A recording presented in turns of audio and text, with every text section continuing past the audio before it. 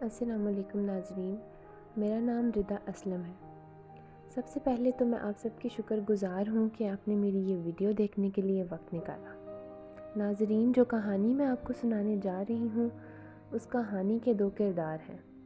ایک کا نام ہے داؤد صدیقی، اور دوسری کا نام ہے ثنا۔ یہ لاہور کی ایک سچی کہانی ہے، اور جب یہ ویڈیو آپ اینڈ تک دیکھیں گے تو آپ کو اندازہ ہوگا کہ کیا آج کے دور میں بھی ایسے لوگ ہوتے ہیں؟ کیا کوئی کسی سے اتنی محبت کر سکتا ہے؟ ثنا داؤد کے چچا کی بیٹی تھی، اور وہ دونوں پہلے سے ہی ایک دوسرے سے محبت کرتے تھے۔ ایک روز شام کے وقت داؤد کے گھر میں ایک چھوٹی سی تقریب رکھی گئی، جس میں رشتہ داروں کو بھی مدعو کیا گیا۔ داؤد اس وقت ثنا کے ساتھ فون پر بات کر رہا تھا۔ اتنے میں داؤد کے ابا کی آواز آتی ہے اور وہ اسے کوئی کام بولتے ہیں۔ داؤد اس کام کو کرنے کے لیے چھت پر چڑھنا شروع کر دیتا ہے۔ یاد رہے ناظرین، اس وقت وہ ثنا کے ساتھ فون پر بات بھی کر رہا ہے، اور وہ جو بھی کام تھا ناظرین، اس کے لیے ایک لوہے کے ڈنڈے کی یعنی ایک لوہے کے راڈ کی ضرورت تھی۔ داؤد ثنا سے بات بھی کر رہا ہے اور چھت پر بھی چڑھ رہا ہے۔ اسی دوران داؤد کے ہاتھ میں جو ڈنڈا تھا وہ چھت پر سے گزرتی ہوئی بجلی کی ننگی تاروں سے ٹکرا گیا۔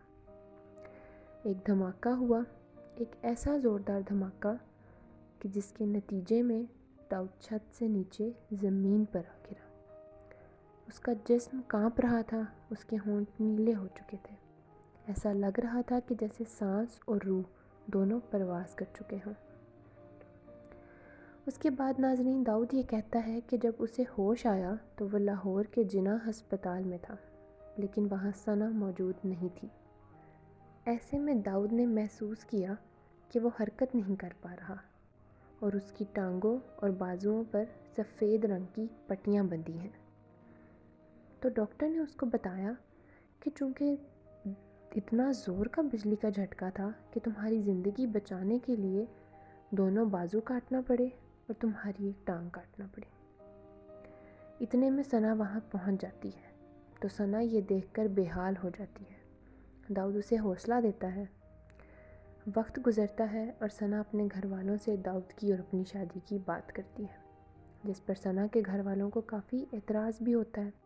اس کے گھر والوں کا کہنا تھا کہ ایک ایسا شخص جس کے بازو نہیں ہیں، ٹانگ نہیں ہے، وہ کیسے تمہیں کما کے کھلا سکتا ہے؟ جب یہ بات داؤد تک پہنچتی ہے تو وہ ثنا کو ایسے سمجھاتا ہے کہ دیکھو ثنا، میری بھی یہ خواہش ہے کہ تم مجھ سے شادی نہ کرو، لیکن ثنا اپنی بات پر قائم رہتی ہے، اور وہاں اس کے گھر والے انکار کر دیتے ہیں۔